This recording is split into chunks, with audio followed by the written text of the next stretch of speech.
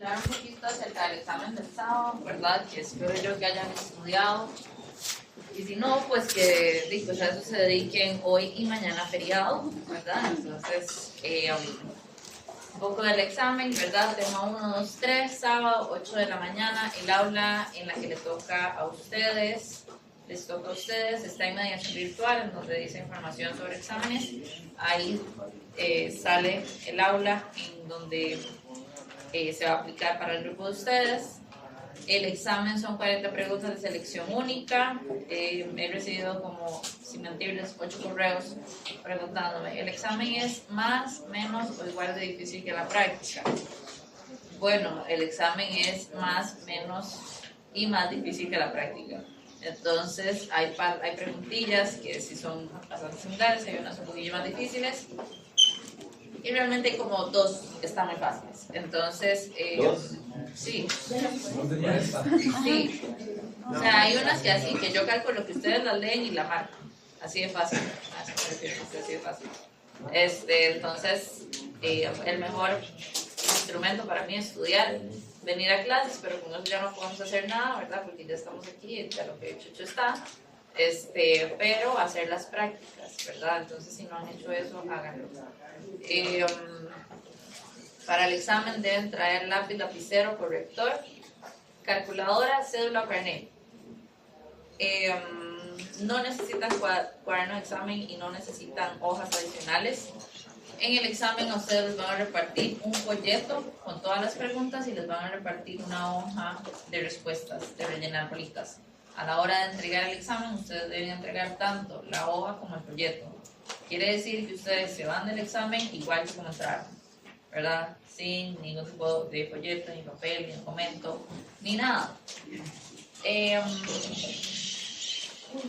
bueno, ya no le dije, perdón, por acá de ir así como una, no sé, un montón de peritos para allá. Si pasan otra vez de eso ahí. ¿Qué más? Somos grupo 5, perdón. ¿Cómo? Somos grupo 5. Sí, ustedes son grupo 5. Entonces, en la hoja de respuestas se va a ver más o menos así. Aquí van a venir unas indicaciones. Ustedes van a encontrar que esto trae así como 4 recuadros aquí así. Aquí va a venir como un código de barras, ¿verdad? Aquí va a venir un cuadrito para el nombre. Y luego aquí van a venir las preguntas. Entonces va a venir 1 y las bolitas, 2 y las bolitas, ¿verdad? Y así sucesivamente. Y aquí va a venir un cuadrito que está como dividido así,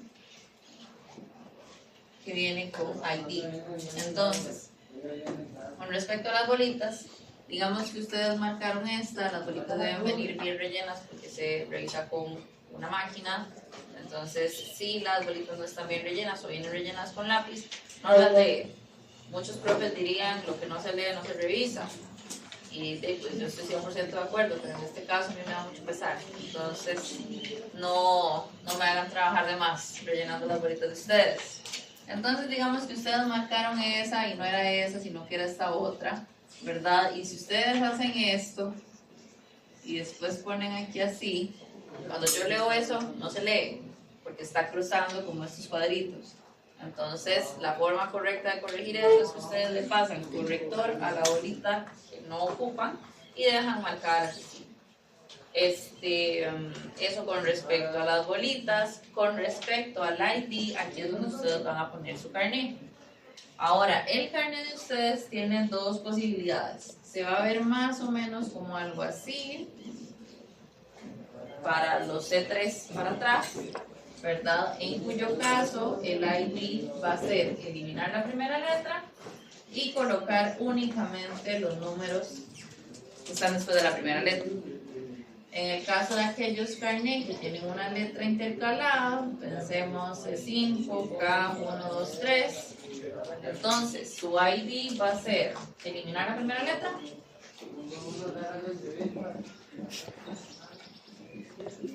y sustituir la K por un 0.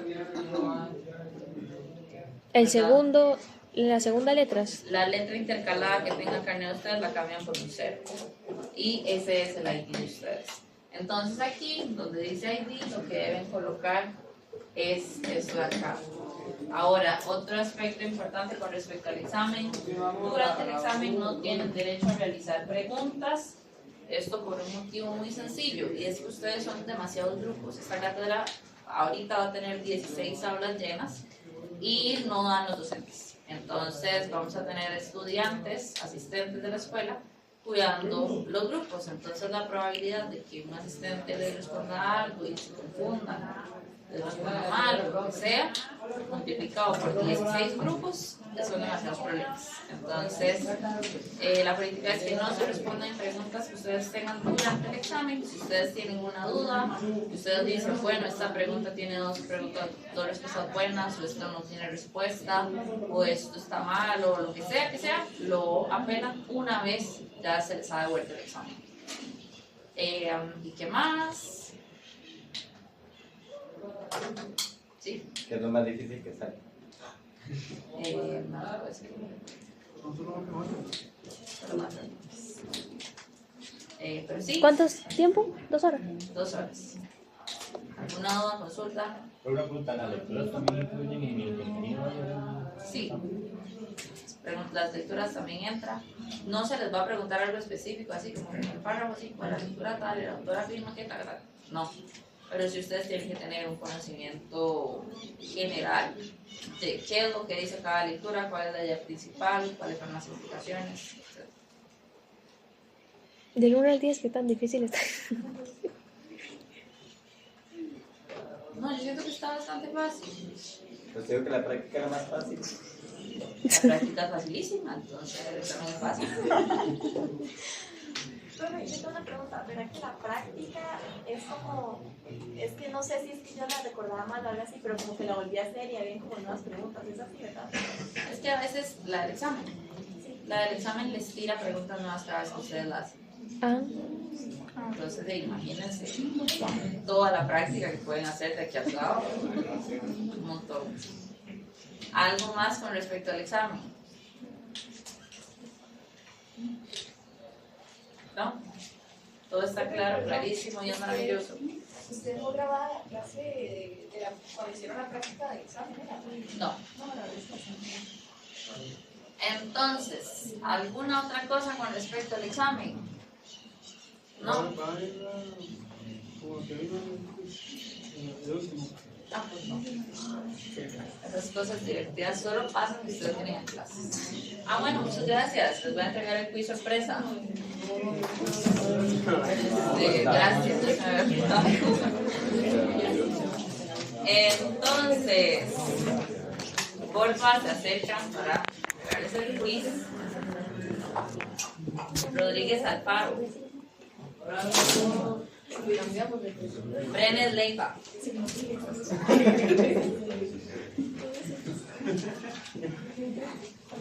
Duarte Ceciliano. Estupiñán.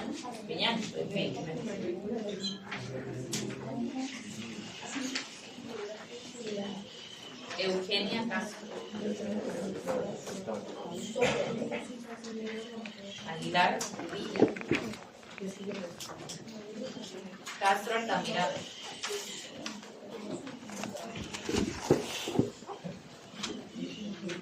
González Coto. González Coto. ¿Se puede sacar negativo? No. Por el momento no he llegado a ese punto. Pero ustedes saben que hay un curso donde yo sí he visto que hacen eso. Como que empiezan a restar puntos y restar, y si los estudiantes se equivocan demasiado, terminan con puntajes negativos.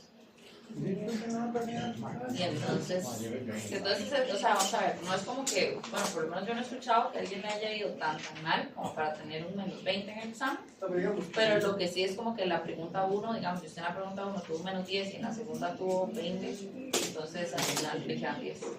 Pero yo pienso que en el examen, digamos, en el examen se acabó hasta final de menos 20. Y en el segundo examen se acabó Más o menos por ahí. Sí, esa no me hace mucha gracia a mí. Pero bueno, ya se me ocurrió otra cosa para hacer con ustedes. De la Rocha Fuentes.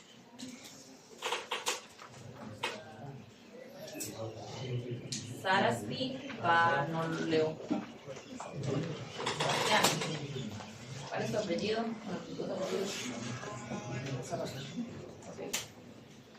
Cedeño Cuero. Mejía Mora. Quesada Rojas. Primero.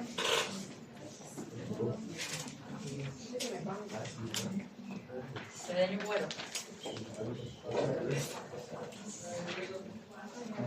Escalante Moreno. Duarte Vega. Sí, están todos calladitos. ¿Qué será?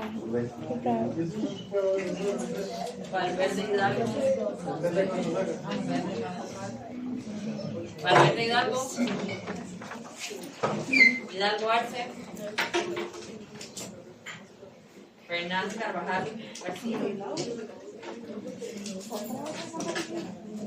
Muñoz González.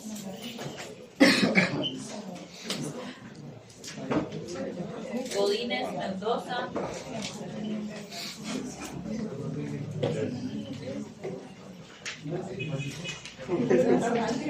Durán Molina. Menos equilibrio. Rendón Muñoz.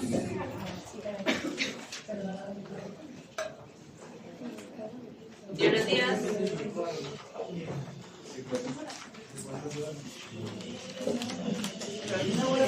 Calderón Cordero. García Bonilla. No sé, Espinosa Solís. Fernández Gatens. Sí, acuerdo, mano, de Profi Guillén.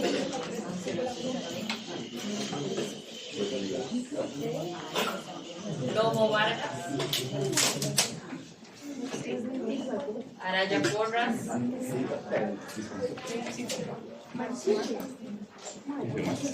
Profe, las preguntas son como este quiz. Nicole Selvas Gal.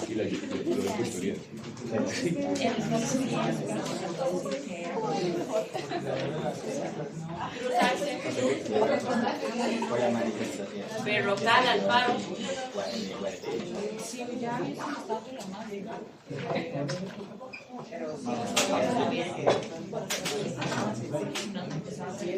Balmaceda Cruz. Castro Brenes.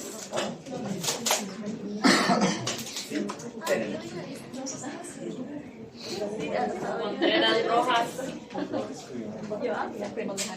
Gómez Obando.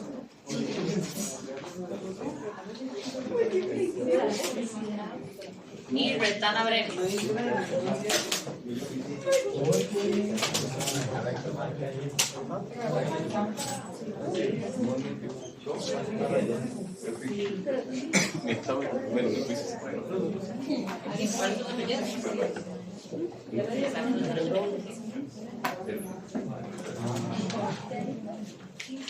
Bueno,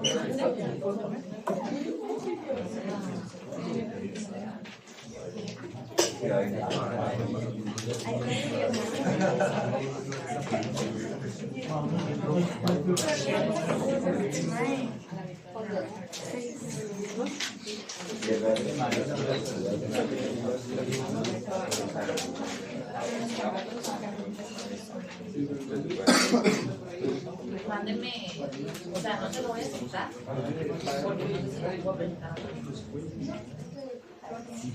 Solo se lo puedes. Entonces mando la fotografía.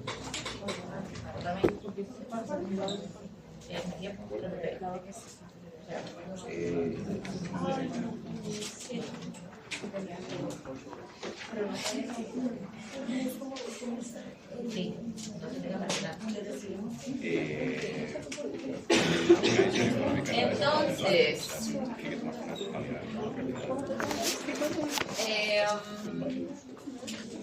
Bueno, así estamos con el quiz sorpresa. Yo sé que los quiz sorpresa a veces ustedes no les dan tanta importancia, pero una vez les hace falta punto 25 para pasar el curso, ahí se lamentan, ¿verdad? Entonces, recuerden que los quiz de sorpresa no se reponen, y si ustedes faltan y no tienen justificación, entonces pues eso les califica 0 en el quiz sorpresa que hay ese día. En el caso de que ustedes vayan y y presenten una justificación, no reponen, nada más se les pondera sobre el total de sorpresa que se haga menos ese que faltaron. ¿Ok? Entonces sí. Ahora, algo que les gustaría decir antes de empezar. ¿Cuánto es el porcentaje de 4%, el total. de todos los quiz sorpresa? Todos los sorpresas valen 4%. Es sorpresa. Profe, Mira que a mí alguna vez me pasó eso. Había un porcentaje que era como participación en clase y se valoraba como. O sea, a uno le hacían como X cantidad de preguntas durante el semestre, pero eran preguntas a quemarropa. Entonces era así, Paula Trejos, ta. Y a mí eso siempre se me daba pésimo, terrible. O sea, yo me pongo muy nervioso, me hacen eso, entonces siempre respondo mal. Entonces por eso yo no hago eso con ustedes, porque esa es la actitud. Y solo me preguntaron una vez en el semestre, y respondí mal. Pero me recuperé de eso, salí adelante de eso. Entonces ustedes se van a recuperar de esto, no se preocupen. Entonces, hoy lo que vamos a hacer es terminar de ver esta parte de pobreza, vamos a ver la parte de desigualdad y vamos a ver cómo el crecimiento económico se relaciona tanto con la pobreza como con la desigualdad. Entonces, en cuanto a la pobreza multidimensional, la clase pasada lo que habíamos dicho era que este índice lo que trataba de hacer era darle como una cara o una imagen a la pobreza, ¿verdad? Porque la pobreza no era solamente no me alcanza la plata, sino que la pobreza también era una serie de privaciones a ciertos derechos básicos o a ciertos mínimos que la gente debería poder tener para tener una vida digna. Entonces, este índice lo que hace es que valora 5 dimensiones. La primera dimensión tiene que ver con educación, la segunda vivienda y uso de internet, la tercera salud, la cuarta trabajo y por último protección social. En cuanto a educación, se contempla la asistencia a la educación formal, el rezago educativo, el logro de bachillerato y el bajo desarrollo de capital humano, ¿verdad? Todas esas se consideran privaciones o limitaciones, ¿verdad?, de aspectos mínimos que en términos educativos las familias deberían tener. Por otro lado, en el caso de vivienda y uso de internet, se contempla el mal estado del techo o el piso, el mal estado de las paredes exteriores, hacinamiento y sin uso de internet.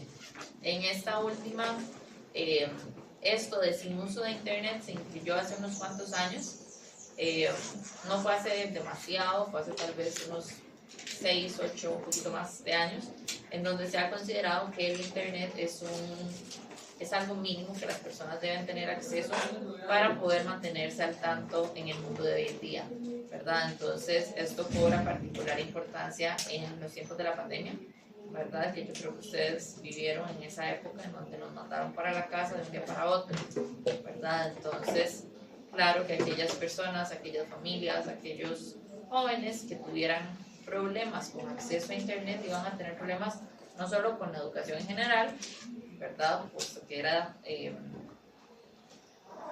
fue un cambio muy brusco, ¿verdad? Sino también con el acceso a la misma. Entonces, definitivamente después de la pandemia se considera que el uso de internet es algo que las personas deben tener como un mínimo, ¿verdad? Luego, en el aspecto de salud, se considera sin seguro de salud, sin servicio de agua, sin eliminación de excretas y sin eliminación de basura. En la parte de trabajo se considera el desempleo de larga duración o las personas desalentadas.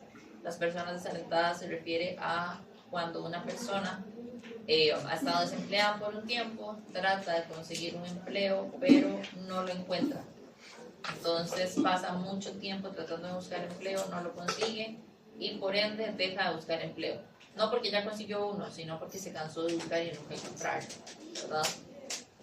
Luego hablamos del incumplimiento de derechos laborales y ahí se contempla el salario mínimo y otros derechos laborales, ¿verdad? Como días de vacaciones pagos, derecho a a días de enfermedad pagos, licencias de maternidad, de paternidad, etc.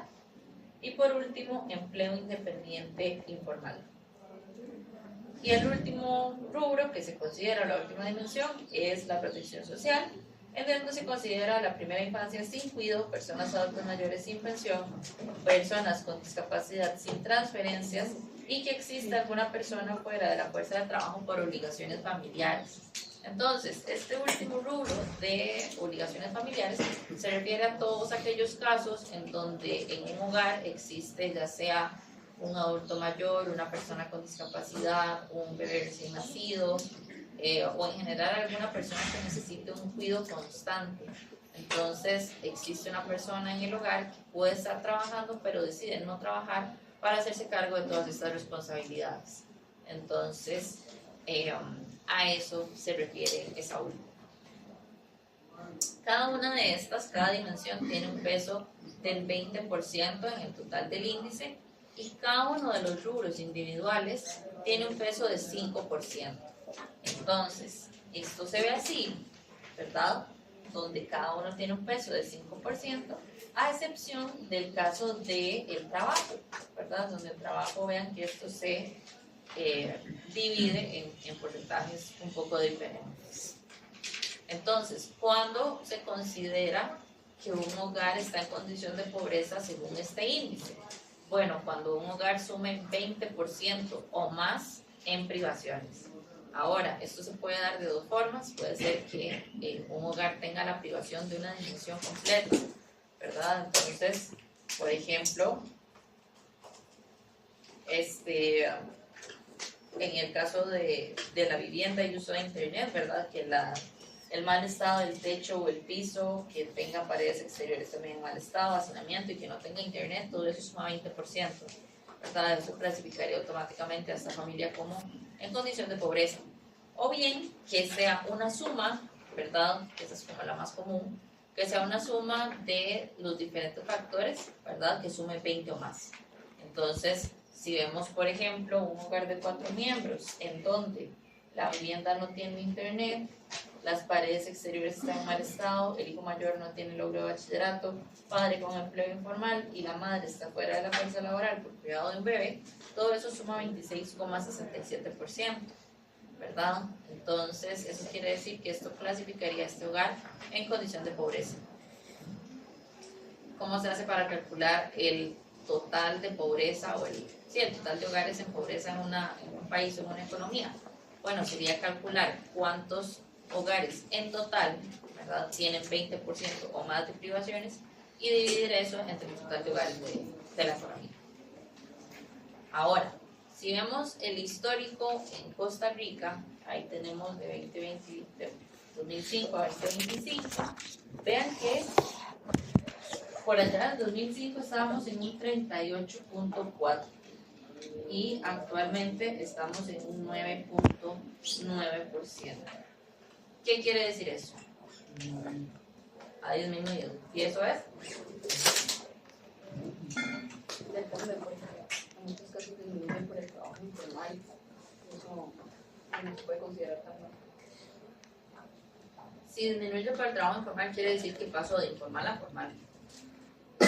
Eso podría considerarse como algo bueno, ¿verdad? Pero ven que aquí esto es algo bueno, ¿verdad? La disminución de la pobreza. El pequeñito detalle está cuando contrastamos esto de aquí con la pobreza medida por la línea de pobreza, ¿verdad? Si ustedes recuerdan cuando hablábamos de ese método, ¿verdad? Lo que sucedía era que la pobreza estaba estancada en alrededor de un 20%, ¿verdad? Entonces, vean que esto que está aquí es positivo, sí, pero no es como que automáticamente estamos genial, ¿verdad? ¿Por qué? Porque tenemos otro método de medición de la pobreza que más bien nos dice que estamos estancados en un 20%, ¿verdad? Entonces, cuando vemos esto por zona, vean, en azul tenemos la zona urbana, en rosado tenemos la zona rural y en amarillo tenemos el total del país. Si ustedes ven los porcentajes de la zona urbana con respecto a los de la zona rural, vean que la zona rural duplica y en algunas ocasiones más que duplica los porcentajes de la zona urbana, ¿verdad? Entonces vean que pues en general las zonas rurales siempre suelen ser aquellas zonas más afectadas, ¿verdad? Bajo diferentes mediciones de lo que hagamos, por línea de pobreza o por este índice, las zonas rurales siempre son las más afectadas. Incluso vean ustedes por allá desde 2010, el 46% de los hogares, es decir, prácticamente la mitad de las personas que vivían en zonas rurales estaban en condición de pobreza bajo este método. Y pues claramente no es despreciable. Ahora, cuando hacemos un análisis de los hogares que están en pobreza por un método, por otro y por los dos, vean que existe un 3.9% de hogares que son clasificados en pobreza por ambos métodos. Esto es un total de 73,000 hogares aproximadamente, y vean que esto en términos de políticas públicas debería como de encender todas las alarmas habidas y por haber, ¿verdad? Porque quiere decir que pues a todos estos hogares hay que ayudarles, ¿verdad? Definitivamente hay que ayudarles, pero a los que hay que ponerles más atención y a los que hay que darles una atención más prioritaria es a los que están justo en el centro o el traslape de ambos círculos, ¿verdad? Porque son clasificados en pobreza por ambos métodos. Entonces quiere decir que ellos tienen una serie de privaciones que superan el 20% y que además de eso la plata no les alcanza, ¿verdad? Entonces este es el caso más crítico, Profe, por decirlo así. pero usted dijo que el de 73 hay que ayudarlos normal, no sé cómo No, decirlo. prioritariamente. Sí, pero todos los que están ahí. O sea, a todos, a los 213 más 73 más 113, definitivamente hay que ayudarles, ¿verdad? Pero si tuviéramos que hacer una priorización, serían los 73 que están clasificados en pobreza por ambos métodos. Entonces, ¿hasta acá alguna pregunta? Ok, entonces ahora vamos a pasar a hablar sobre la desigualdad. Cuando hablábamos de pobreza, yo les preguntaba a ustedes, ¿qué se imaginaban cuando pensaban en pobreza? Ustedes decían desigualdad, ¿verdad? Y yo les decía, bueno, pobreza no es desigualdad, pero son como primos hermanos los dos, ¿verdad? Entonces normalmente cuando hay una también hay la otra, pero lo que no podemos decir es que una cosa causa la otra, ¿verdad? No hay una relación de causalidad clara o directa entre ambos conceptos, ¿verdad? Cuando hablamos de pobreza en general, vamos a estar refiriéndonos a privaciones, a derechos, ¿verdad? O a asuntos básicos que las familias deberían de tener, o, ¿verdad?, de una limitación económica. Pero cuando hablamos de desigualdad, lo que estamos hablando es de las distancias, es decir, de las brechas que existen entre un grupo y otro grupo. Entonces, pues particularmente, cuando hablamos de desigualdad económica, estamos hablando de la distancia que existe entre aquellos que tienen mucho, aquellos que tienen muy poco. La distancia que existe entre los que tienen muy poco y los que tienen más o menos, ¿verdad? Y pues en general, ¿verdad? Hay desigualdades de diferentes tipos, dependiendo del ámbito o del área del conocimiento que estemos hablando, ¿verdad? Pero cuando hablamos de desigualdad económica particularmente, hablamos de la desigualdad en los ingresos, ¿verdad? Ahora, vamos a ver algunas de las causas más comunes o más significativas de desigualdad económica.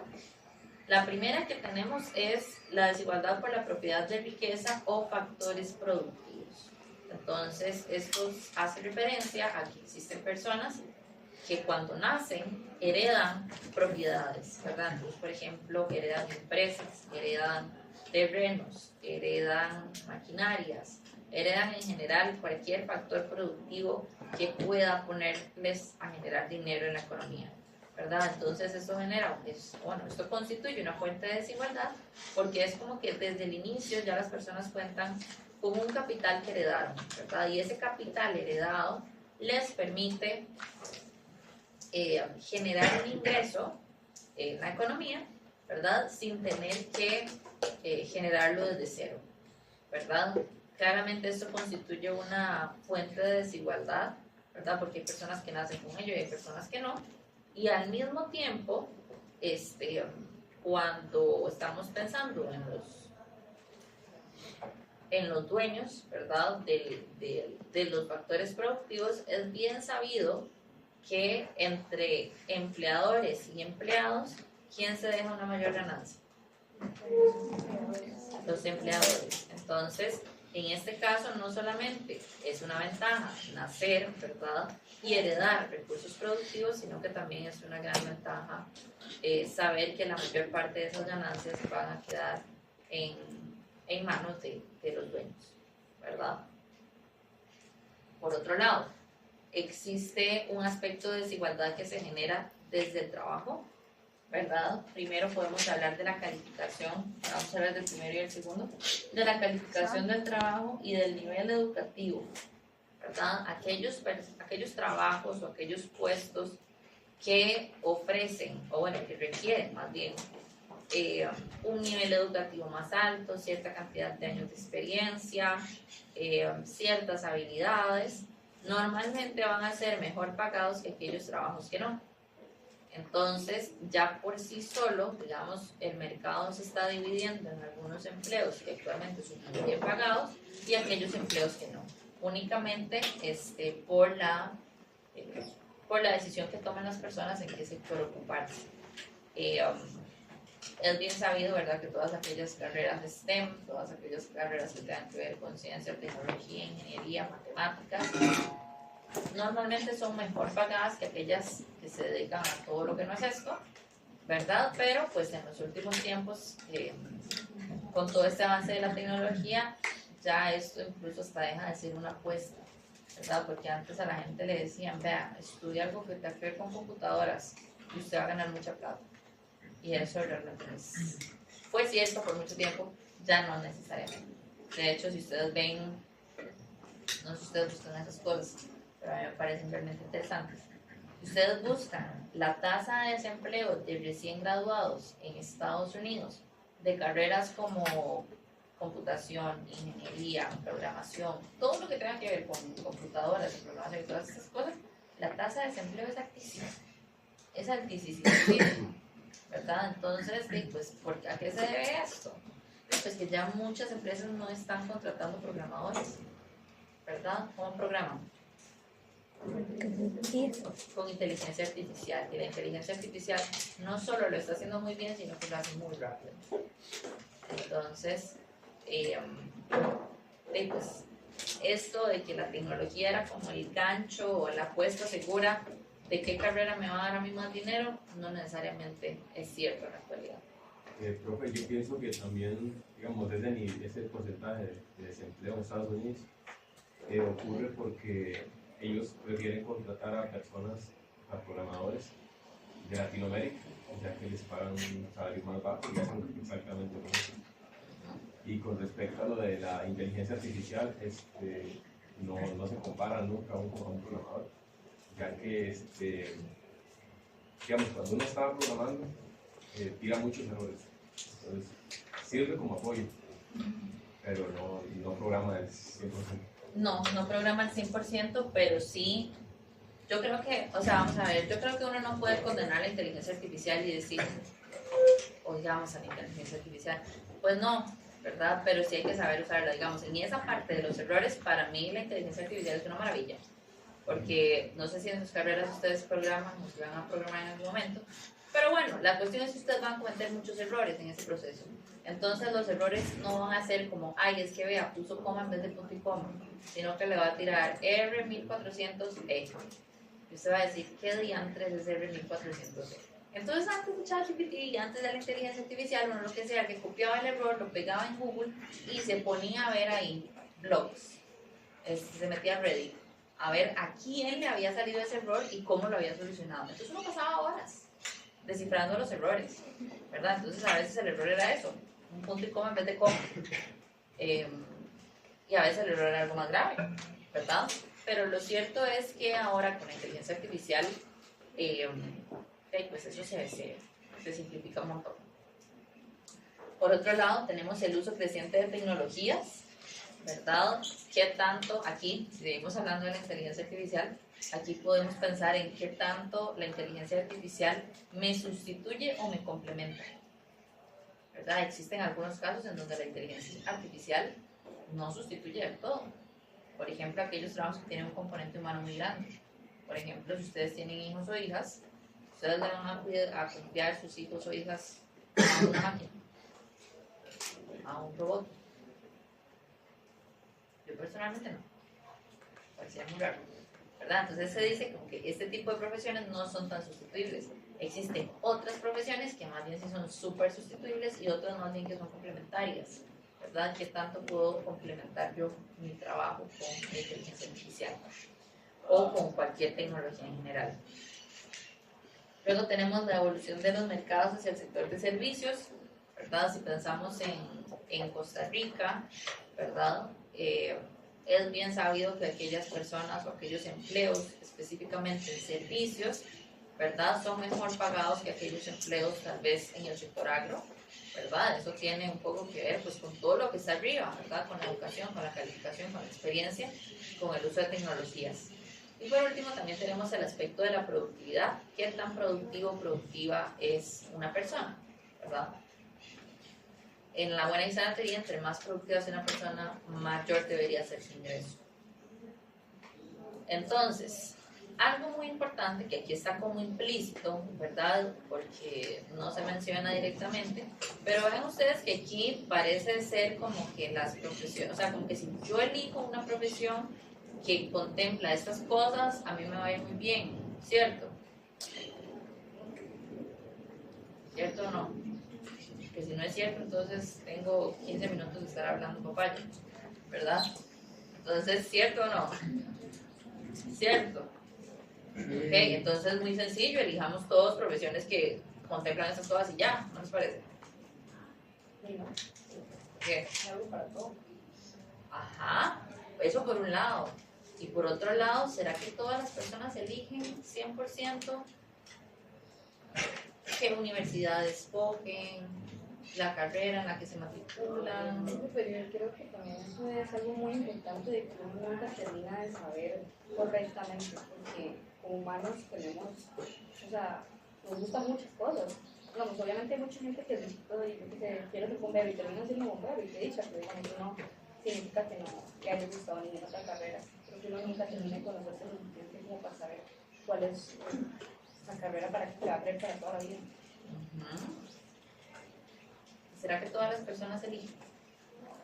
Que no tienen ese privilegio. Hay muchas personas que no tienen ese privilegio, ¿verdad? Aquí estamos asumiendo el hecho de que ustedes llegaron a la universidad les abrió las puertas y ustedes dijeron, me gusta aquello, me gusta lo otro, me gusta aquí, yo quiero esto, ¿verdad? Pero no todas las personas pueden hacer eso. Piensen ustedes, por ejemplo, en sus vecinos, sus vecinas, sus excompañeros y excompañeras del colegio. ¿Cuántos de las personas con las que ustedes se graduaron terminaron ingresando a la universidad? ¿Pública o privada? Y una vez ustedes se gradúan de aquí, en X cantidad de años, años que sean, vean hacia atrás y piensen en, ok, de todas estas personas con las que yo empecé la universidad, ¿cuántas lo terminaron? ¿Verdad?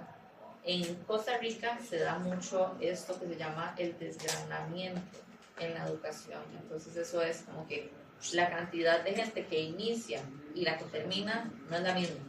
En escuela y colegio estamos bastante bien en el sentido de que prácticamente el 100%, como el 98% anda actualmente, de la gente que empieza el colegio y la escuela, la termina. ¿En cuántos años? Eso es otro tema, pero termina. ¿Verdad?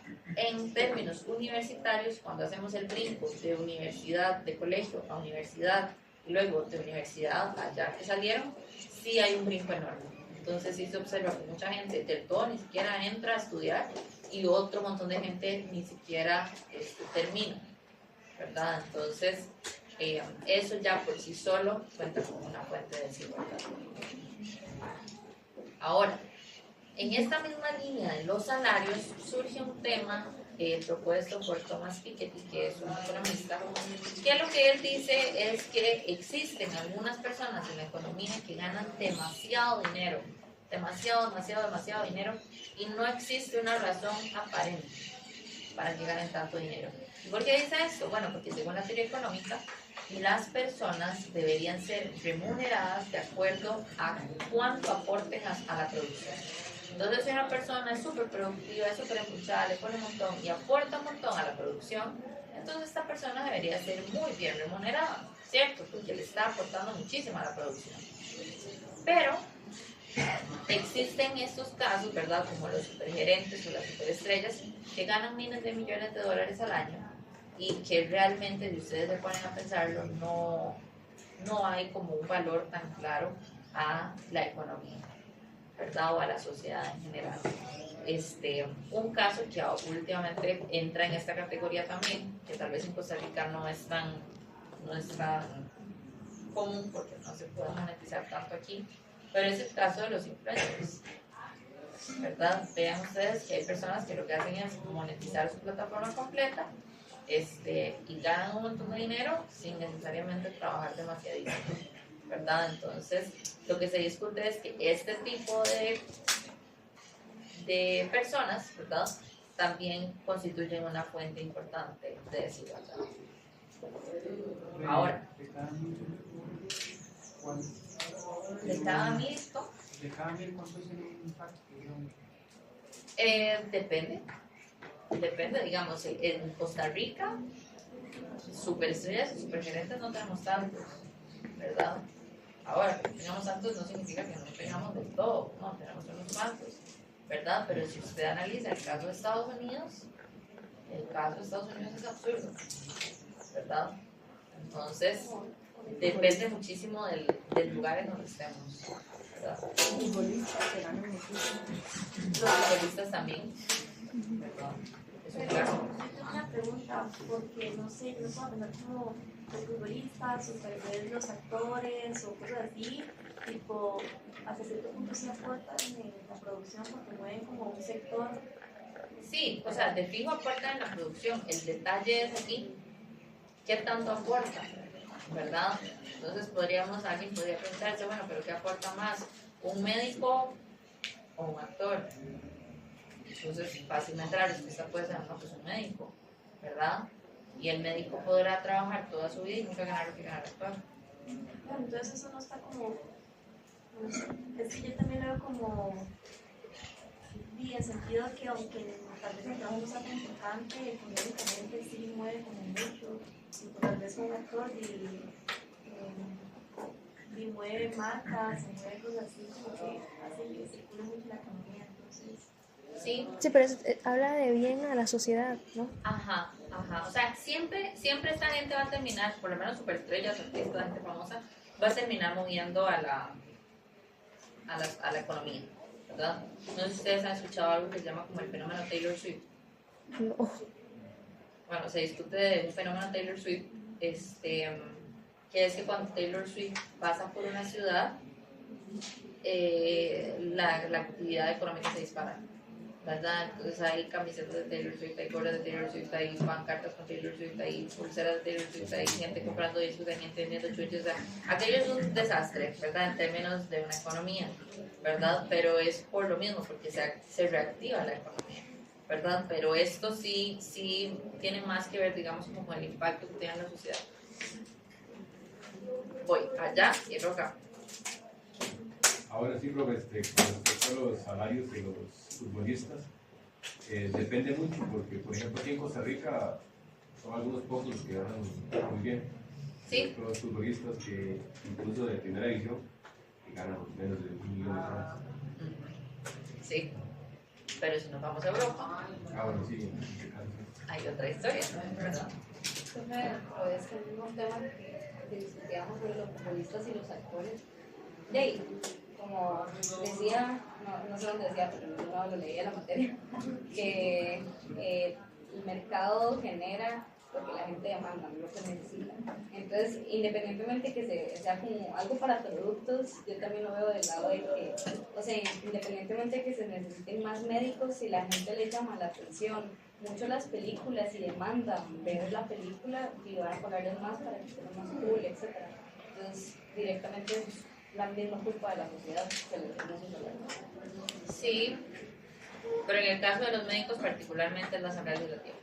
Eso es una cosa trágica, ¿verdad? Pero sí, definitivamente por ahí anda la cosa.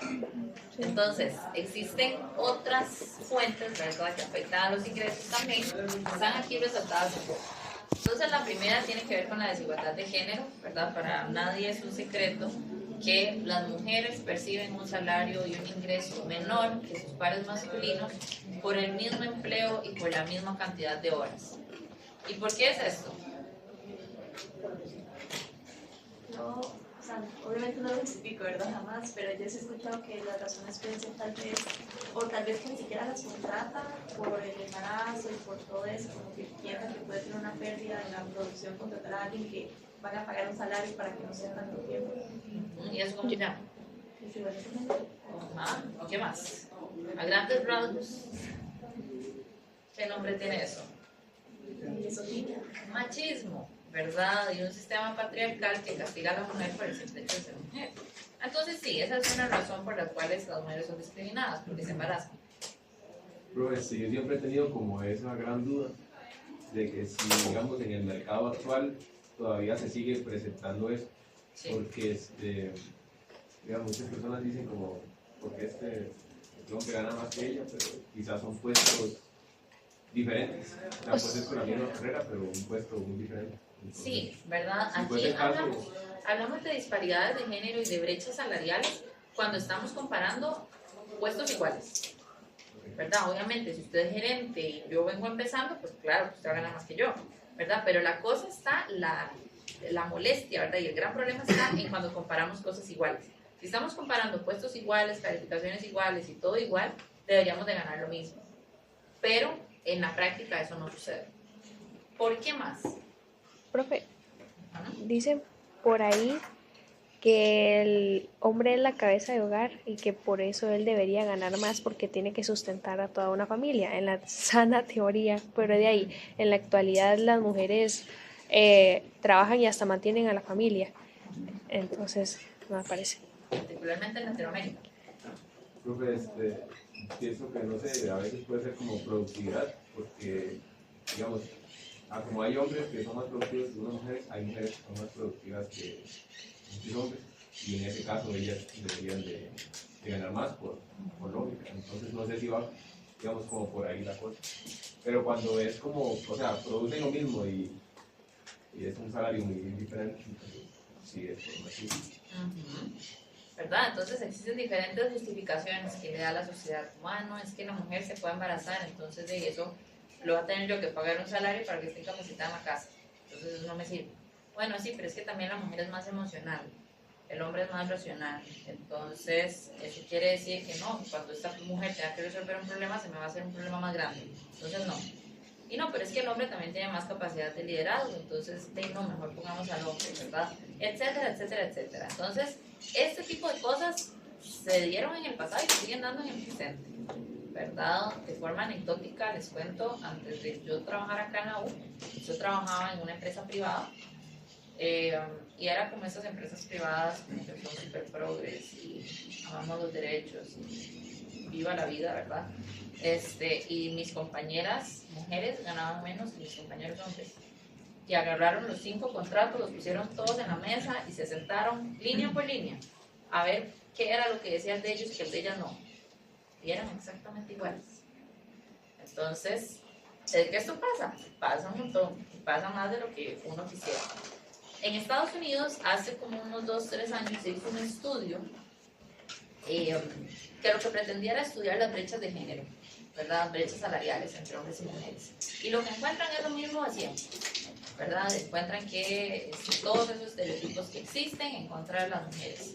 Pero uno de los factores más interesantes que encuentra este estudio es que las mujeres y los hombres no aplican igual a puestos de trabajo.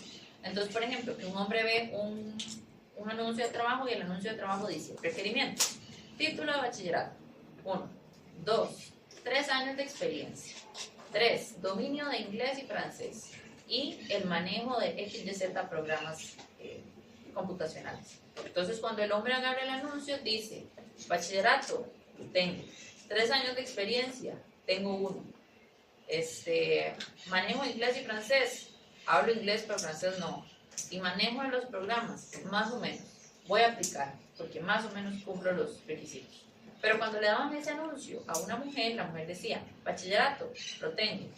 3 años de experiencia, no, yo tengo 2.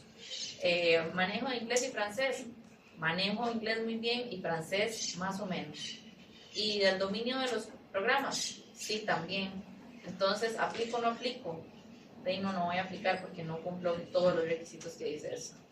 Entonces, al final del día, cuando revisaban quiénes habían aplicado al puesto de trabajo, lo que se encontraban era que el pool de gente era compuesto mayormente por hombres. ¿Que cumplían todos los requisitos? No. No, ¿verdad? Entonces, del mayor porcentaje eran aplicaciones masculinas. ¿Cuál es la moraleja aquí? Aplicar. Aplicar. Cuando ustedes se gradúen de aquí o cuando estén próximos y próximas a graduarse, no importa que no cumplan con todos los requisitos, ¿verdad? Apliquen, y especialmente si son mujeres, apliquen. Lo más que le pueden decir es que no, y el no ya lo tienen, ¿verdad? Claramente no se humillen, ¿verdad? Si les piden un doctorado o 2 másteres, 15 años de experiencia, pues tampoco recién graduados, ¿verdad?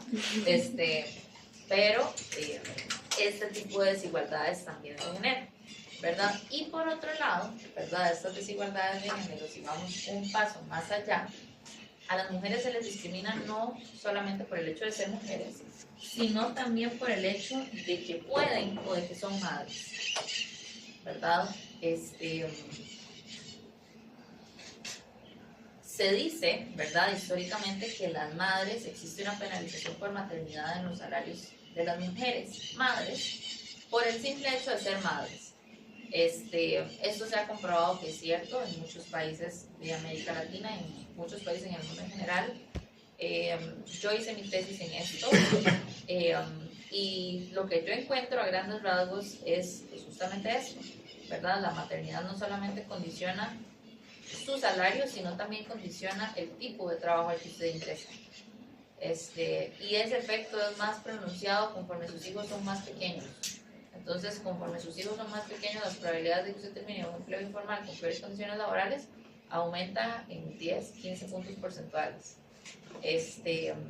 Y en términos salariales, lo que se observa es una penalización hacia aquellas madres que tienen hijos más grandes que en comparación con los que tienen hijos más pequeños. Entonces, ¿cómo se interpreta esto? Bueno, que el mercado laboral discrimina a las madres a lo largo de su trayectoria, ¿verdad? Entonces, tal vez cuando ella tuvo los hijos, tuvo que salir del mercado laboral 2-3 años, ¿verdad? Y cuando se reincorporó, esto fue penalizado en el mercado laboral en términos salariales. Y eso se termina acarreando por el resto de su carrera profesional.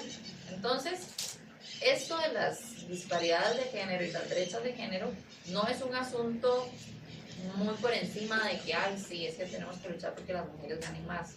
No, realmente es un asunto que va más allá, ¿verdad? Y que está muy arraigado dentro de la misma sociedad. Antes de seguir con esos dos, vamos a ver este gráfico. Este gráfico es un estudio hecho en Estados Unidos que lo que mide, ¿verdad? Ese gráfico lo que mide es el ingreso de las mujeres como porcentaje del ingreso de los hombres. Entonces, es ingreso de las mujeres entre el ingreso de los hombres. Si estas dos cosas son iguales, ¿cuánto debería dar esto? Da 1, ¿cierto? ¿Verdad? Entonces, como yo tenga 100 entre 100, esto me da 1. Ahora, ¿qué pasa si esto de aquí es más pequeño que esto? ¿Cuál? Va a dar un número menor que 1, ¿verdad? Entonces, si ustedes ven todo eso de ahí, vean que todo da, en la buena y sana teoría debería dar 100, ¿verdad? En la buena y sana teoría deberíamos de ganar todos y todas lo mismo. Pero si ustedes ven, por lo menos para 1960, vean que las mujeres, su salario representa un 60% de lo que representaba el salario de sus pares masculinos. Es decir, las mujeres ganaban un 40% menos en comparación con sus compañeros. Si vemos hacia 2015-2020, vean que este porcentaje ya supera un poco el 80%. Eso quiere decir que las mujeres igual siguen ganando 20% menos aproximadamente en Estados Unidos. Entonces, ¿la cosa ha mejorado? Sí, pero no lo suficiente. ¿verdad? Porque vean que la brecha sigue siendo muy grande. Entonces, en este estudio en Estados Unidos lo que dicen es, ¿cuándo se va a cerrar esta brecha?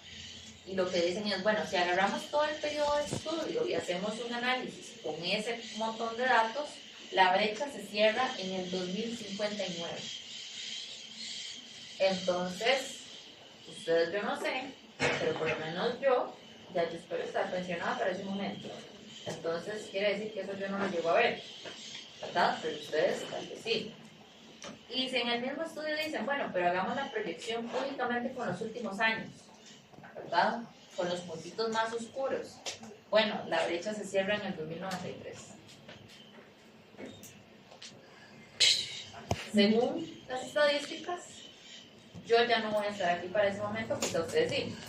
Entonces quizás ustedes les cuenten qué pasó con la brecha, si se cerró o no, ¿verdad? Pero vean que esto avanza, pero avanza muy lento. Entonces, cuando decimos que los hombres y las mujeres somos iguales y que ya esto de la desigualdad ya no existe, eso es mentira, ¿verdad? Profe, ¿y no es así tan fácil como que el gobierno ponga una ley y ya? Sí, no. Digamos, por ejemplo, en Costa Rica específicamente para el sector público eso está regulado. Entonces eso está regulado por puesto de trabajo. Entonces quiere decir que todas las personas con el puesto X ganan lo mismo. No importa si usted es hombre, mujer, tiene X años de estudios, tiene más experiencia, lo que sea, si están contratados en el mismo puesto ganan lo mismo. Eso para el caso del sector público. Para el caso del sector privado lo que existe es, pues, claro, existe una ley que usted no puede discriminar a gente por su raza, por su género, por su ideología, por su cultura, ¿verdad? Pero claro, probar esto es complicado. Digamos, en este caso que les cuento yo, donde yo trabajaba antes,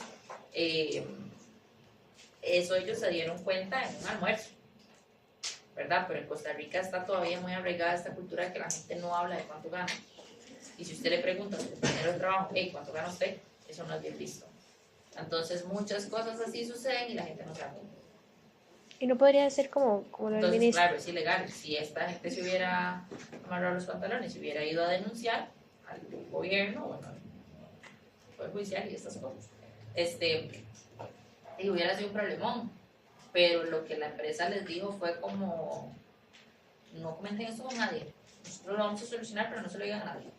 Y bueno, al final lo solucionaron. Terminaron subiendo el salario de las mujeres a igual al de los hombres.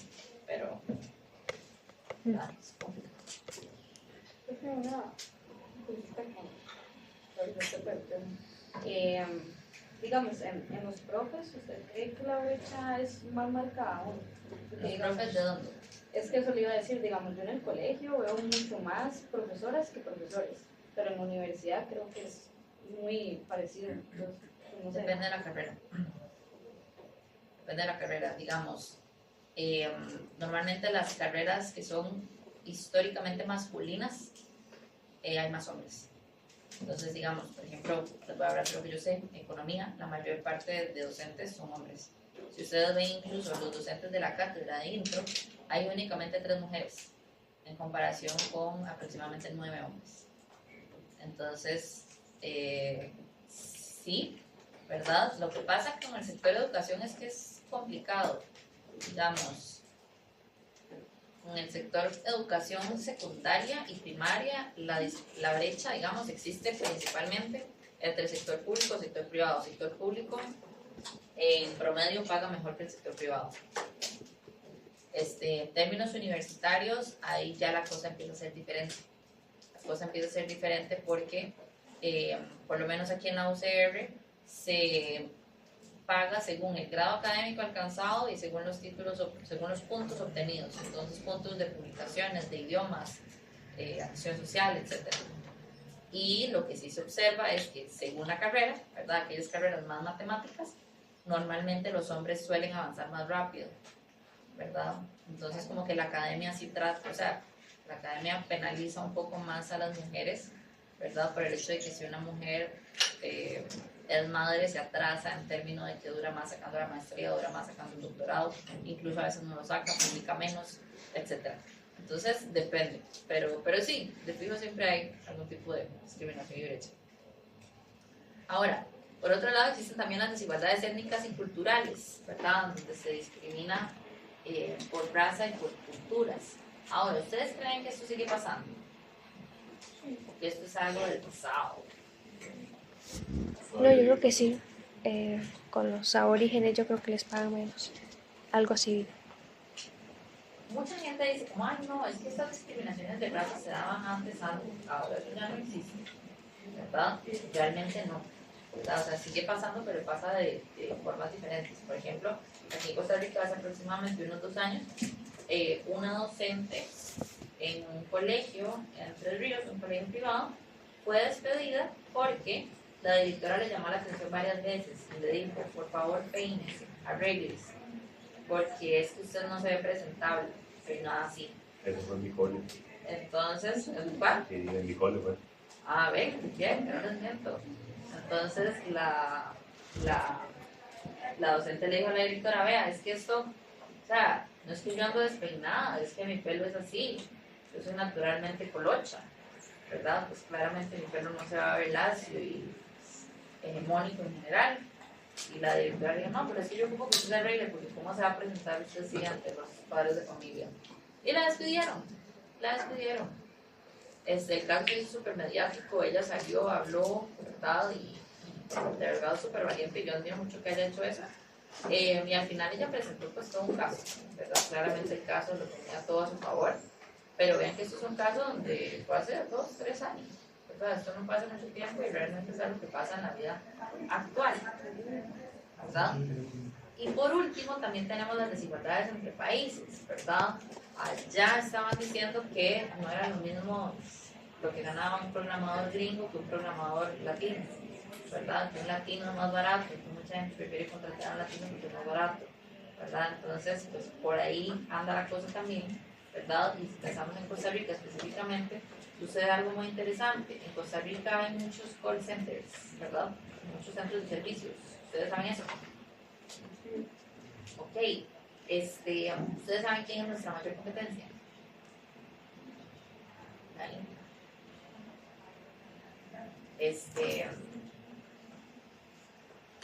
¿Qué es lo que sobra en la India? Gente. Cuando hay mucho de algo, ese algo es más barato, ¿cierto? Entonces, ¿cómo será la mano de obra en la India? Es re barato, ¿verdad? Entonces, pues claro, muchas veces en Costa Rica nos ganan, ¿verdad? Este tipo de negocios, porque allá la mano de obra es baratísima, ¿verdad? Entonces, pues claramente las empresas que tienen contrataron un servicio que es muchísimo más barato y que les sirve más o menos igual, ¿verdad? Entonces, sí, por aquí anda la cosa. Ahora, una cuestión importante aquí es algo que no les dije, pero que me acabo de acordar. En la Vanessa, la teoría, este edificio no tiene agua.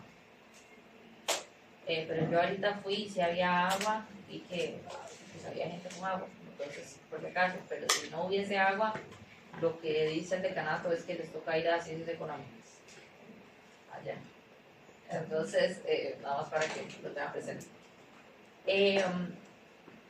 Y sí, ahora, hasta el momento, ¿alguna duda o consulta? ¿Observación? No, ok. Entonces, ¿cómo hacemos para medir la desigualdad? La desigualdad la podemos medir, o bueno, la vamos a medir utilizando 2 herramientas, la curva de Lorenz y el coeficiente de Gini.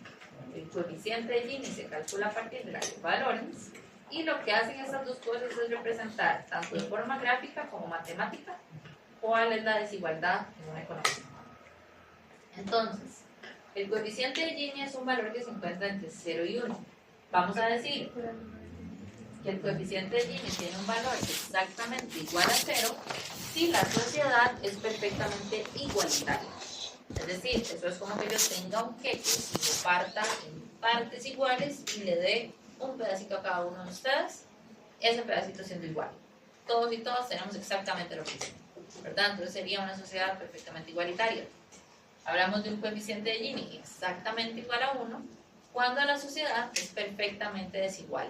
Entonces esto se puede ver de 2 formas. Puede ser que yo agarre este queque y lo parta todo en pedazos diferentes y a todos les dé un pedazo diferente. O bien puede ser que me dejen todo el queque y ustedes me vean comer. ¿verdad? En cuyo caso una sola persona tiene todo y el resto no tiene nada, ¿verdad? Entonces sería perfectamente desigual. Entonces, el valor, ¿verdad? 0 y 1 realmente son valores teóricos porque ninguna economía es perfectamente igualitaria, perfectamente desigual. Incluso en los mejores casos, en los mejores países, no se observa perfecta igualdad y en los peores países tampoco se observa perfecta desigualdad. Entonces, en general, el Gini va a oscilar entre 0 y 1, pero los valores más deseables son los que estén más bajos, ¿verdad? Más cercanos a 0. ¿Y por qué? Bueno, porque eso es un indicador de mayor igualdad. Mientras que aquellos valores más cercanos a 1, aquellos valores más altos, son valores que reflejan una economía más desigual. Entonces, la curva de Lorenz, ¿verdad? Que es con lo que construimos el coeficiente de Gini, lo que va a hacer es representar gráficamente cuál es la perfecta igualdad o versus cuál es la distribución real del ingreso. Entonces vamos a tener en el eje horizontal, en el eje X, los deciles o los quintiles de la población. ¿Qué eran los deciles? 10 Que partíamos el total en 10 y quintil en 5. en 5. Entonces en el eje X vamos a representar a la gente y en el eje Y lo que vamos a hacer es representar el porcentaje de ingreso, ¿verdad? Entonces este gráfico lo que va a hacer es asociar el decil, ¿verdad? O el quintil de la población con el ingreso que acumulan. Ahora, la curva de Lorenz, entre más lejana esté la curva de la perfecta igualdad, quiere decir que la sociedad es más desigual. Entre más cercana esté a la curva de perfecta igualdad, pues entonces más igualitaria es la sociedad. Gráficamente, todo lo que les he dicho se ve así. ¿Qué era Y? Ingresos. Ay, gracias. Entonces, este gráfico que tenemos acá, vean que está descrito en deciles, entonces lo que tenemos es el porcentaje acumulado de la población, ¿verdad? La curva roja es la perfecta igualdad, ¿verdad? Entonces esto es Y igual a X. Y vean que en Y igual a X sucede que el 10% de la población acumula el 10% del ingreso, 20% de la población acumula el 20% del ingreso, 30, 30 y así sucesivamente. Ahora, la curva azul es la curva de Lorenz, ¿verdad? Que lo que asocia es cuánto acumula del total de ingreso por decil poblacional, en este caso. Vean que en este caso, el 10% de la población acumula menos del 5% del ingreso. El 20% de la población acumula como el 10%, el 30% acumula como el 15%, ¿verdad? Y así sucesivamente. Entonces vean que entre más curveada esté esta línea azul, ¿verdad? Como entre más pronunciada es esta pancita, pues eso quiere decir que más desigual es la sociedad, ¿verdad? Entre más cercana o más plana es esta línea, quiere decir que nos acercamos más a la perfecta igualdad y por ende somos una sociedad más igualitaria. ¿Sí? El coeficiente de Gini, para aquellos que llevan cálculo y todas esas cosas, es nada más la integral entre dos curvas, ¿verdad? Es el área que existe entre la roja y la azul. Para aquellos que no, en términos más sencillos, el coeficiente de Gini es cuánto representa esta área, ¿verdad? Este pedacito de aquí, entre esta área más esta área, ¿verdad? Entonces, entre más grande es esto, quiere decir que la desigualdad es mayor. Entre más chiquitito es esto, la desigualdad es menor. ¿Queda claro? No. ¿Puedes repetir el de Gini, por favor? ¿Cómo? ¿Puedo repetir qué? El de Gini, ¿cómo era? No, Gini se no, calcula no lo de la como panza, sino lo otro que dijo. que esto, Gini representa esto entre este total. Ah, ok. Eso entre El coeficiente de Gini es cuánto representa esta área de acá como un total de todo este triángulo, ¿verdad? Entonces, entre esta curva se hace más para acá, A se hace más grande. Entre esta curva se hace más para acá, A se hace más chiquito. Entonces, hay más o menos desigualdad. Y en la y, digamos ahí, en esa misma, ¿cómo podemos ver si está, o sea, que si está más cerca del 0, o está más cerca del 1, digamos? Eso que se Hay que calcular. Entonces, anecdóticamente, en estos últimos semestres a los profes les ha dado por hacer una pregunta calculada de esto en el examen. Entonces, no me extrañaría para nada que este semestre venga una en el segundo parcial. Entonces, esa fórmula es importante tenerla presente, ¿verdad? Y en el examen se les da cuánto es A y cuánto es B. Entonces, sí tienen que saber cuánto, o sea, cómo calcular. Ahora, si vemos el caso de Costa Rica en el 2025, vean que el coeficiente de Gini es 0.488. Ahora, ¿ustedes se acuerdan por allá del 2014? ¿Qué pasó en el 2014? Costa Rica ganó el mundial en el 2014, ¿verdad? O sea, yo estoy 100% convencida de eso. Y yo personalmente, si tengo hijos, eso lo puede decir a mis hijos. Costa Rica ganó el mundial. O sea, lo que se vivió en Costa Rica, yo creo que nadie apostó tanto como nosotros, ¿verdad? Nadie apostaba un 5. Y vean qué lejos llegamos, ¿verdad? Después de eso, pues la CELE empezó en decadencia, ¿verdad? Después de esa época dorada. Y hubo un día en donde le hicieron una entrevista a Brian Reese y le dijeron, como, Brian, ¿pero qué ha pasado con la CELE, verdad? También que veníamos y veanos ahora, no sé qué. Entonces Brian Reese le dijo, vea, no se preocupe, no se preocupe. La CELE, sí, ha bajado el rendimiento, pero eso quiere decir que nosotros no estamos tan bien, pero tampoco estamos tan mal. Entonces todo el mundo dijo, o sea, ¿cómo no estamos tan bien, pero tampoco estamos tan mal? ¿Verdad? ¿Cómo interpretan ustedes eso? ¿Verdad? Bueno, más o menos esa es la respuesta. Si yo les digo, ese número, ¿cómo está? Bueno, no está tan bien, pero tampoco está tan mal, ¿verdad? ¿Qué quiere decir eso? Bueno, que la desigualdad se acerca, o bueno, que el coeficiente de Gini se acerca un pelito más al 0 que al 1, ¿verdad? Entonces estamos como un pelito más cerca de la igualdad que de la desigualdad, ¿verdad? Ahora, si ustedes ven estos números, ¿verdad? Entonces ahí es donde la cosa está, sí, no estamos tan mal. Pero si ustedes analizan punto por punto, vean que el primer decil poblacional, es decir, el primer 10%, acumula un 1.7% del ingreso. El primer 20% de la población acumula un 4.6%. El primer 30% de la población acumula un 8.7%. Y así sucesivamente. Si nos vamos al último decil, es decir, al decil más rico, vean lo que pasa aquí. Y es que hasta aquí hay aproximadamente un 70% del ingreso. Entonces, quiere decir que el último 10% más rico acumula el 30% del ingreso. ¿No les parece como demasiadísimo? Demasiadísimo. Y si lo queremos poner en contexto, vean que aquí, en el primer 60% de la población, se alcanza un 28, 29, 30, digamos. Un 30% del ingreso, el primer 60% de la población. Aquí,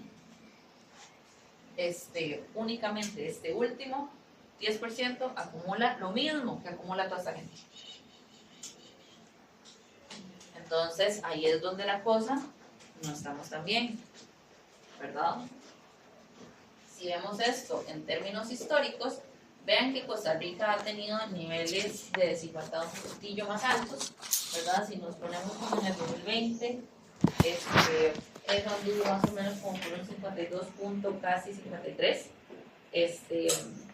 pero a partir de ahí la cosa empieza a bajar, ¿verdad? Entonces, conforme la cosa empieza a bajar, uno fácilmente puede decir, no, estamos mejorando, ¿verdad? Ahora, ¿quiere decir que eso es maravillosamente bien? No, ¿verdad? ¿Por qué no? Pues vean ese gráfico de ahí. El primer 60% de la población acumula lo mismo que acumula el último 10%. Yo había visto como, es que no sé si era cierto o qué, pero hace unos años que salió como una estadística, algo así, que Costa Rica, no sé si alguno está como en el top 5 países más desiguales mundialmente tras 2 años. Mundial no creo, pero de la región sí. De la región sí lo podría creer. Pero yo tengo una pregunta. En esa gráfica, ¿En esta o en otra? no, en esa, ¿cómo uno podría aplicarlo al coeficiente de Gini? ¿Así como está? No se puede. Porque lo que ocuparían es saber cuánto representa este pedacito de acá, ¿verdad? ¿Cuánto vale esto y cuánto vale esto de acá? ¿Y cómo se hace eso? Y así como lo tienen, no se puede. Pero para el examen, digamos, ustedes van a tener cuánto mide esto, cuánto vale esto y cuánto vale esto. ¿Y cómo los economistas lo sacan? ¿Cuánto vale eso y cuánto vale Haciendo eso? numeritos, Ah, con integrales, digamos.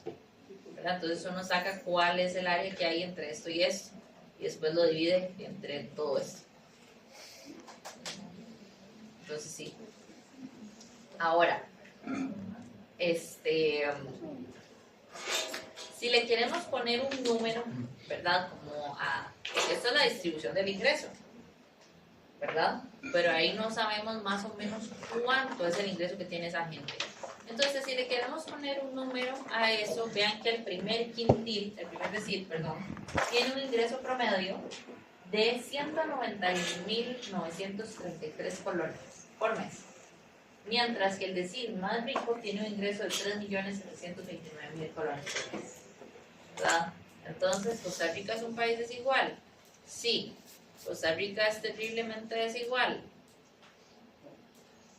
Depende a quién ustedes le pregunten, ¿verdad? Ustedes, por ejemplo, le preguntan a Pilar Cisneros, somos potencia mundial, ¿verdad? Si ustedes le preguntan a... Ay, no, es que ese político no creo que lo vayan a recordar, porque después salió hace como 3 elecciones. Pero bueno, lo cierto es que ¿somos un país terriblemente desigual? No necesariamente, ¿verdad? Todo está a la par de quién nos pongamos. Por ejemplo, si nos ponemos a la par de Brasil, la cosa no es tan trágica. Brasil es uno de los países más desiguales de la región. Entonces, que claro, ¿verdad? Nos hace falta mucho camino por recorrer y nosotros tenemos muchísimo que mejorar. Entonces, cuando hacemos una comparación de 1990 contra el 2025, vean que en ese gráfico tenemos en azul el 90 y en naranja el 25. ¿Verdad? En la buena y sana teoría, ¿verdad? ¿Cuándo deberíamos estar mejor? ¿Antes o ahora? Ahora, la buena y sana teoría, esa es la promesa, ¿verdad? Cada día somos más tecnológicos, cada día progresamos más, cada día sabemos más, deberíamos estar mejor que antes, ¿verdad? Pero si ustedes se ponen a ver este detalle, vean que en el decil 1, 2, 3, 4, 5, 6, 8, la barrita azul es más grande que la barrita naranja. Pero bueno, ¿qué significa eso? ¿estamos peor? No. ¿Está mejor? ¿Quién? ¿Cuándo? La azul está mejor, ¿verdad? Entonces eso quiere decir que en los 90 la distribución del ingreso era un poquito más igualitaria de lo que es hoy en día, ¿verdad? Ahora, ¿a dónde se fue ese ingreso, verdad? ¿A dónde perdimos poder? Las clases bajas y medias, ¿verdad? Todo esto, 2, 3, 4, 5, 6, 8 incluso. Vean aquí este brinco, ¿verdad?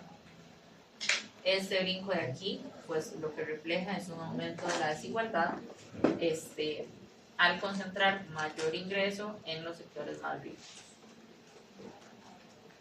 Entonces, no sé si ustedes han escuchado a sus papás, a sus tíos, a sus abuelos decir, no, hombre, es que antes a uno la plata le alcanzaba, ¿verdad? Y es que no, hombre, yo con una peseta me compraba, y empiezan a enlistar todo lo que se compraba, ¿verdad? Y uno decía, o sea, tampoco puede ser para tanto. No, sí es para tanto. O sea, definitivamente es para tanto, ¿verdad? Y eso que todavía no hemos empezado a hablar de inflación, y nivel de precios y de costo de vida, ¿verdad? Pero vean que claramente hemos estado teniendo como un retroceso en ciertos aspectos, ¿verdad? Hay otros aspectos que estamos mejor que antes, definitivamente. Por ejemplo, el acceso a la salud. Pero cuando quieren privatizar la caja es muy complicado. Pues sacando el ejemplo de los abuelos, o sea, por no ir tan lejos, yo antes con 500 colones me compraba como 4 ranchitos. Pues yo recuerdo. ¿Es cierto? O sea, yo iba al chino y compraba un pesquillo, una ranchilla, inclusive hasta una chupa. Es cierto. Y ahora no. Es cierto, el costo de la vida, el costo de la vida. Anecdóticamente, mi escuela estaba a la par de un lote baldío gigantesco y un día pusieron un McDonald's ahí. pusieron un McDonald's en ese lote baldío y pues claro, la gente se volvió loca. La gente se volvió loca porque tenía un McDonald's a la par. Imagínense qué negociazo, un McDonald's al par de una escuela. Y los pequeños precios costaban 300 colones. O sea, con 300 colones ustedes se compraban una queso burguesa. Las que son hamburguesas, bueno, Sí. o sea, para que antes, ¿verdad? Costaban 1000. O sea, 1000, una queso hamburguesa. Antes costaban 300. Yo me acuerdo que antes se iba, pues cositas de Doritos, las que están como en fila, era 100. Y tenía un muñeco adentro. Y ya no hay ni muñeco. Ya no hay ni muñeco ni 100, efectivamente. Efectivamente. Entonces, aquí hay una serie de gráficos muy interesantes, muy bonitos, que si nos ponemos a ver en detalle no terminamos nunca. Entonces, ahí ustedes los pueden revisar si quieren. Y ahora lo que vamos a ver es el crecimiento, la relación del crecimiento económico con la pobreza y la desigualdad. Entonces, la relación del crecimiento económico con la pobreza es muy directa. ¿Por qué? Porque crecimiento económico implica mayor producción de bienes y servicios. Si yo produzco más, vendo más. Si vendo más, tengo mayor ingreso, ¿verdad? Conforme yo tengo mayor ingreso, entonces quiere decir que puedo invertir más en el negocio, contratar más gente, dar más empleo, ¿cierto? Conforme yo doy más empleo, digamos que yo los contrato a todos y todas ustedes van a tener un ingreso, ¿cierto? Con ese ingreso ustedes van a comprar sus bienes y servicios, ustedes van a aportar a su familia, ustedes van a poder invertir, ustedes van a poder hacer muchas cosas. Y eso mismo mueve la economía, ¿verdad? Entonces, entre mayor crecimiento económico hay mayor ingreso, hay mayor empleo, y al haber mayor empleo implica mayor ingreso también. Entonces, vean que esto es como una bola de nieve que todo contribuye, ¿verdad?, a una reducción, bueno, a un aumento en los ingresos y por ende una disminución en la pobreza, ¿cierto? Entonces, existe esta relación, ¿verdad?, que es un poco más directa, ¿verdad? ¿Queda clara esta relación? Una consulta, y digamos, esto no se ha afectado por el crecimiento económico, pero en el lado tecnológico, pues digamos, si nosotros vemos que una empresa crece a nivel económico, pero es porque mete máquinas en vez de personas, entonces ya no está contribuyendo a la pobreza, porque están ahorrando los salarios de las personas. Depende si las personas que yo despedí porque las cambié por máquinas se pudieron reubicar en la economía. Si le ponían tapas a la botella y ahora le hacen una máquina. Como Willy Wonka. Depende, ajá. Entonces existen casos en donde sí, la cosa es terrible, ¿verdad? Y se sustituye a los trabajadores. Pero existen casos en donde esos trabajadores se reubican, ¿verdad? Pero depende. Es una pérdida porque el que pudiera dar el puesto que agarró los créditos no agarró, pero es una pérdida por la economía. Sí, si los trabajadores no se pueden reubicar.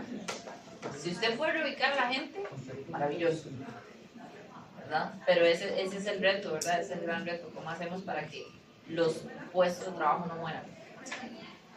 Entonces, la relación entre crecimiento y pobreza es bastante directa, ¿verdad? Es bastante sencilla de comprender, pero la relación de crecimiento y desigualdad no tanto. Entonces, hace muchos años, Simon Kuznets era un economista y lo que él decía era que inicialmente cuando las economías empezaban a ser más productivas iba a haber una gran desigualdad.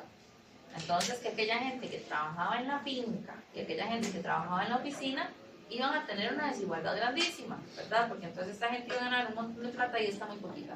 Pero eventualmente los sectores de la economía se iban a ir modernizando y por ende la cancha se iba a ir nivelando un poco.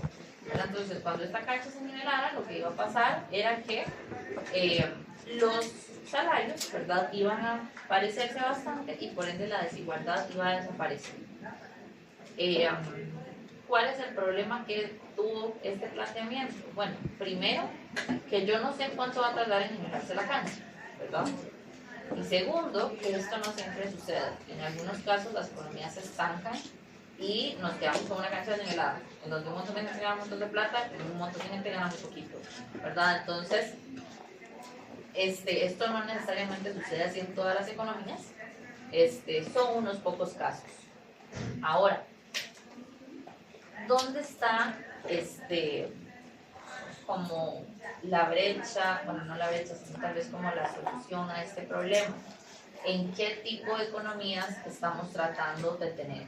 Entonces, las economías pueden ser de uno o dos tipos. Pueden ser economías con salarios predominantemente altos o predominantemente bajos. Pensemos en economías con salarios predominantemente altos, como por ejemplo Suiza, ¿verdad? El nivel de vida en Suiza es divino, bello, maravilloso, ¿verdad? Todo es muy bello. Y tienen salarios normalmente altos.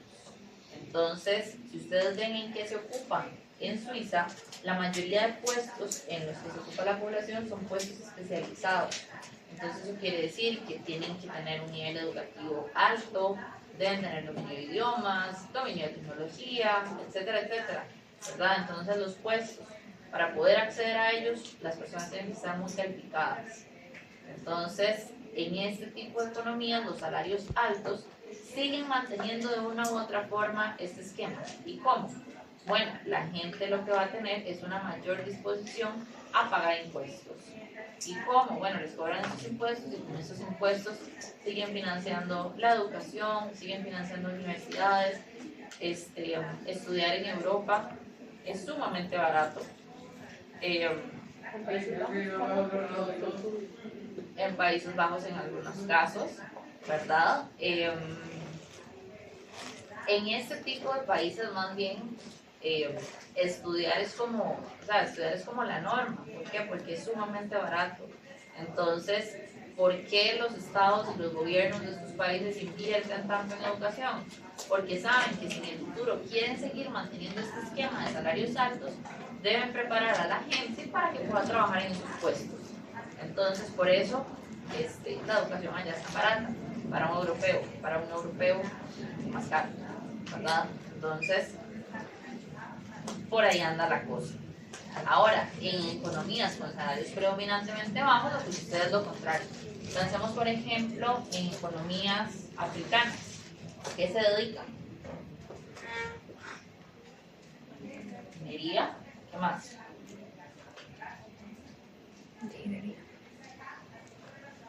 Producción de textiles en algunos casos, ¿verdad? Y todo este tipo de empleos, ¿verdad? Que son intensivos en mano de obra.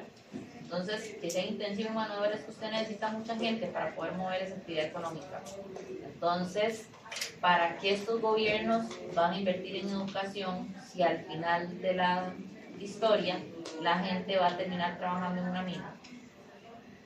¿Tiene sentido mandarlos a la universidad? ¿Pero usted dijo ingeniería? Minería. Ah. ¿Tiene sentido mandarlos a estudiar? Desde el punto de vista del gobierno, que se va a poner la plata y va a cobrar los impuestos, y pues no tiene sentido hacer eso, ¿verdad? Pero desde el punto de vista económico, claro que tiene todo el sentido mandarlos a la universidad, ¿verdad? Para que puedan salir de ese círculo. Entonces, vean que cuando yo les decía que el pobre nunca es pobre por gusto, sino que normalmente era un factor socioeconómico en el que estaba, a lo que se refiere es a esto, ¿verdad? Vean que este tipo de economías van a diferir mucho unas de otras, única y exclusivamente por el tipo de mano de obra que exista en el país. Entonces, en economías con salarios predominantemente altos, se requiere una mano de obra muy especializada. Por ende, invertimos en educación y por ende podemos seguir financiando un nivel de vida alto. Pero en economías con salarios predominantemente bajos, la educación es vista como un desperdicio, como un gasto, no como una inversión. Entonces, no la llevamos a cabo, ¿verdad? Entonces, ¿cuál es la forma de romper este círculo, digamos, de desigualdad y pobreza? Pregunta para ustedes. Por educación. Invertir en educación, fortaleciendo el sistema educativo, ¿verdad? Y pues, ¿cómo está la cosa ahorita? Está terrible la cosa ahorita, ¿verdad? Entonces estamos desfinanciando la educación pública, estamos negándole el aumento a las universidades públicas que gradúan la mayor parte de estudiantes, bueno, de profesionales en el país. Y lo peor es que eso no se va a traducir en los salarios de los docentes. O sea, eso no quiere decir que a los profes nos van a pagar menos. Eso lo que quiere decir es que se van a recortar becas, se van a recortar cupos, se van a recortar grupos. Entonces, el efecto pues va a ser principalmente sobre la población estudiantil, ¿verdad? Entonces, sí, pues claro que es algo preocupante, porque entonces, ¿cómo vamos a subsistir en el futuro, verdad? ¿Qué tipo de salarios estamos procurando que existan en el futuro, verdad? ¿Son salarios altos, son salarios bajos? Supone que ya vamos a Atención, es una mentira, tranquilícense. Ahora, ¿cómo va a ser esa pensión? Eso es otra cosa, ¿verdad? Eso después a mí no me vuelvan a ver, pero de que o sea, un país no puede dejar desprotegida a su gente, ¿verdad? Entonces, estamos en un periodo donde la pirámide poblacional está invertida, ¿verdad? Antes era un montón de jóvenes financiando a los viejitos, ¿verdad? Ahora somos unos cuantos jóvenes financiando a los viejitos. Entonces, pues ahí hay un problema, ¿verdad? Porque ¿cómo vamos a hacer en el futuro si cada vez nace menos gente? No sé si vieron las noticias que salieron estos días, pero ya está la iglesia, está pidiéndole a los matrimonios que tengan más hijos, ¿verdad? Pero ¿cómo vamos a hacer? Entonces, yo siempre he pensado que cuando ya la iglesia empieza a pronunciarse, ya la cosa está complicada, ¿verdad? Entonces, pues esto de la pirámide poblacional, pues, claro que tiene un efecto importante, ¿verdad? Pero a lo que voy con esto es que eventualmente si vamos a tener pensión, probablemente va a ser una pensión baja, eso sí, fijo. Pero lo que hay que hacer, lo que ustedes tienen que hacer, apunten esto. Cuando se gradúen, adquieran un plan de pensión complementario. Entonces, que a ustedes les rebajen 5,000, 10,000 pesos, 15,000, lo que ustedes quieran por mes, y eso cotiza una pensión extra. Entonces, cuando ustedes se pensionan, van a recibir la pensión que les corresponda y una pensión por la que ustedes cotizaron por aparte. Entonces, es como un ingreso. ¿Y no es mejor? Bueno, no, es que meterla en un banco, es que supuestamente si uno la mete en un banco se hace más plata y se hace más plata y se hace más plata, pero de ahí, como están los bancos, está bien.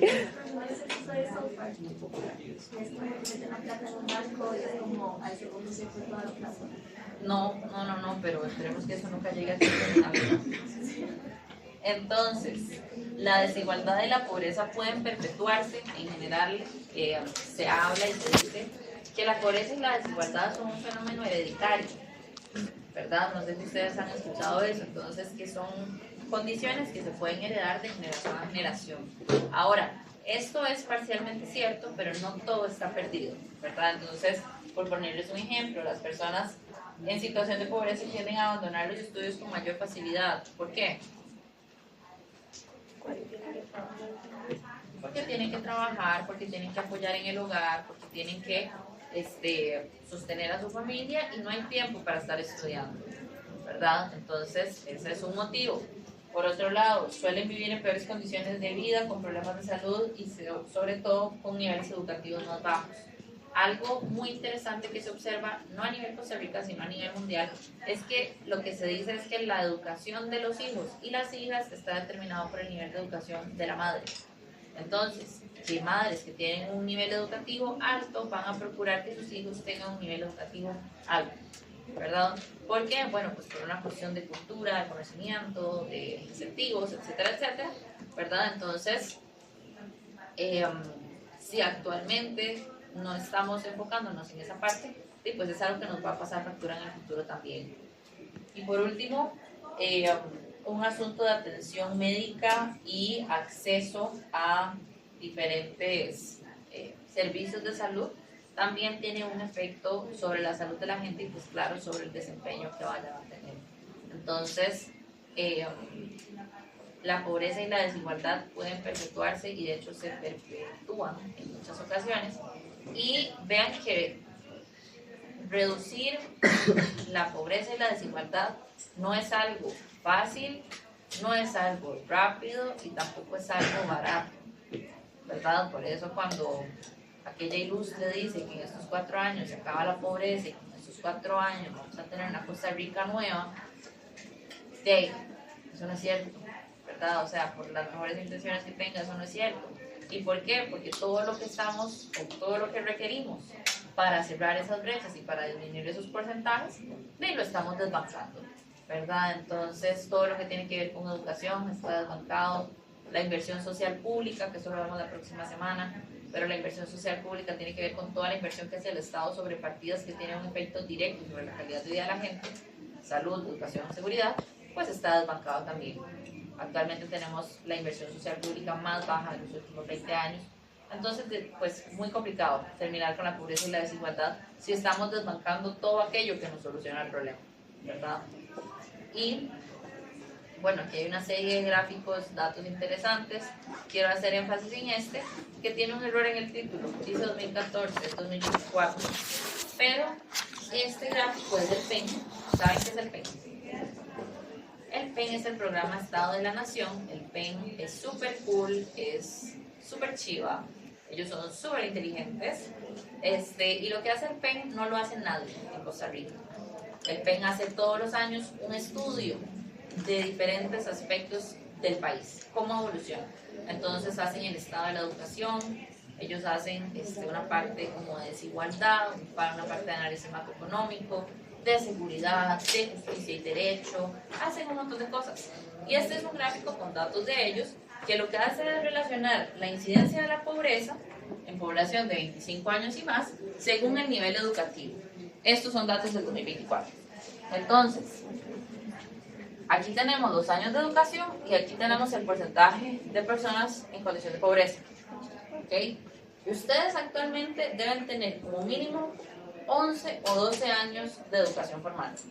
6 años en la escuela y 5 o 6 años en el colegio, dependiendo si sale el ritmo académico de un TELI, ¿verdad? Entonces eso quiere decir que son mínimo 11 o 12 años. Entonces, ustedes están más o menos aquí, ¿verdad? Para este entonces, vean el porcentaje de pobreza, entre 10 y 15%.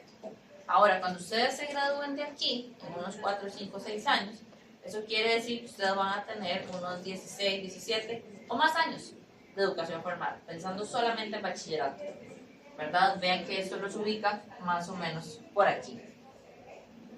Ya, más o menos por aquí.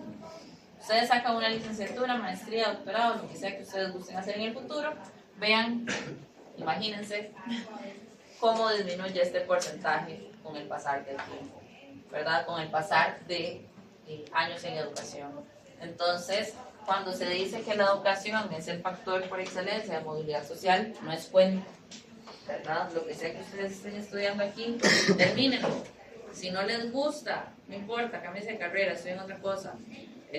Pero lo que sí hay que hacer definitivamente en función de ustedes es terminar de estudiar, ¿verdad? Eso les va a tener un premio en el futuro, ¿verdad? Entonces, hasta aquí alguna duda, consulta o algo que les gustaría comentar, ¿no? Ok, entonces quedamos hasta acá por la clase de hoy. Nos vemos la próxima semana. Tal vez nos vemos el sábado. Yo no voy a cuidar el aula donde están ustedes, pero tal vez los topamos. Y pues nada, que les vaya súper bien.